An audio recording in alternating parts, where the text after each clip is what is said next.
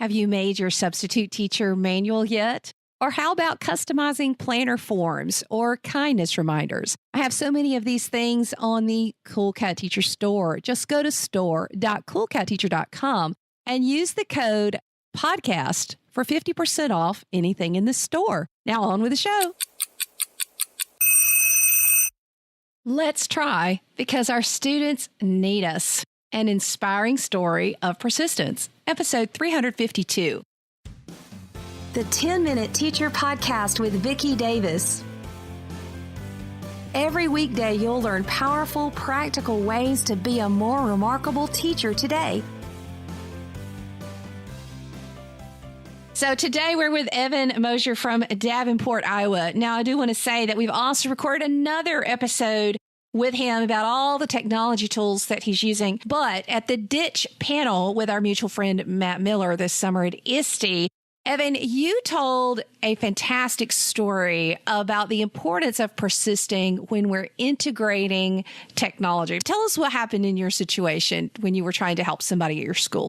3 years ago, our district was very lucky to go one-to-one in all secondary classrooms from middle school into high school. Like some teachers that had been teaching for a while, you often hear, "What is this?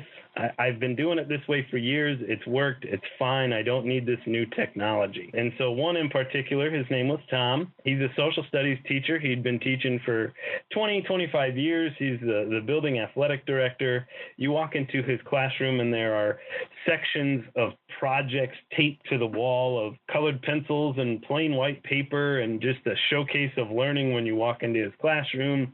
He's got textbooks out and things are great for him. So I thought, you know what, let's try something here. So let's get into his classroom and start to integrate these Chromebooks that are now in the building. His first thought was, I don't know. I really like the way I've been doing things. So I decided, let's just take a small step. Let's take that USB drive that you so religiously carry home every evening and let's put it onto Google Drive. So that way you can have these files wherever you go. So we started there. We got Google Drive all set up for him, and he started to kind of get more comfortable with using that. He even made the comment, I don't need to take my USB. I can access it even on my phone if I want to. So we're kind of making some small steps. So I started to talk to him about all of the different apps in G Suite, the docs and the slides and the sheets, and things are great there. And he decided, let's try and share this with the students. So before that, we had to get him set up with a Google Classroom. So we get set up with a Google Classroom. He gets his cool banner. He creates an assignment on Google Docs. We get things ready to share out with the students. And essentially what it was is I think they were going to answer some questions, some basic questions on the unit they were doing. We decide, okay, I'll come down and help. When the students enter the room, they'll have their Chromebooks. We'll get it ready to go. So the day comes, and there's a lot of excitement, and Tom is really, really happy to be integrating technology and using the Chromebooks, and they get them out. And come to find out, Google is down. Oh, no. What's running through your mind when this happens? Somebody please fix it quick, because I've sold him for 2 weeks on this, and it was nothing our district LIS department could do. They had to send a ticket to Google, and Google's like, I understand. We're down. We have a problem. We're working on it. Oh, of all times. Of all times, it was such a horrible timing. But I thought, you know what? We're going to try this again. I looked at Tom. I said, I'm sorry it was a wasted day, but let's try it again. So he went on to plan B that day. I think I had wheeled maybe half a dozen Chromebook carts in the room to try and figure out, is it the Chromebook cart that I brought in? Or then we, of course, found out it was Google. Google was down, and I said, you know what, let's do it again. I said, let's try it again. I said, you had such a wonderful introduction and you seem to be more comfortable, so let's do this again. So a couple days pass. He kind of says, okay, I think I'm ready to do another Google Classroom project. I said, okay, let's do it. So we got it all set up. We get everything in. The students get out their Chromebooks, and then we hear the terrible phrase of, I can't connect to the Wi-Fi. Oh. So strike two, our district Wi-Fi was having some problems that morning. So what's Tom thinking? Is he like, Evan, don't come near me? Well, if you're familiar with Davenport, Iowa, it's right where the Mississippi runs east and west. So I think his comment was, I'm ready to throw these Chromebooks into the Mississippi.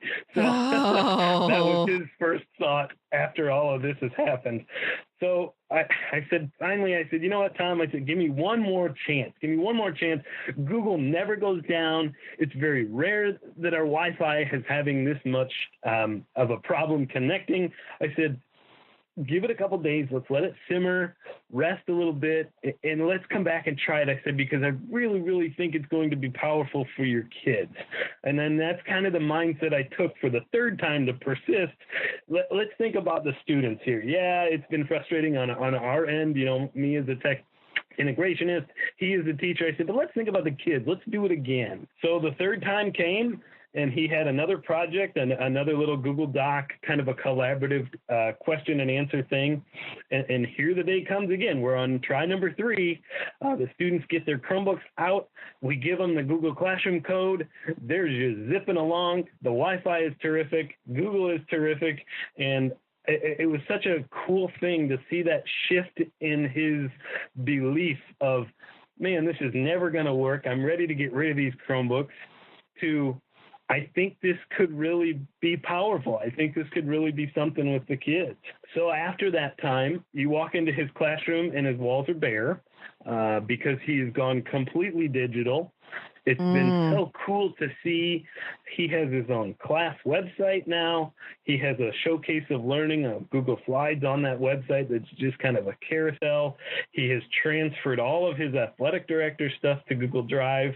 And just through persistence, he's made some really, really cool things on his own, and his students have done some really cool creative things. He says, I'll never go back.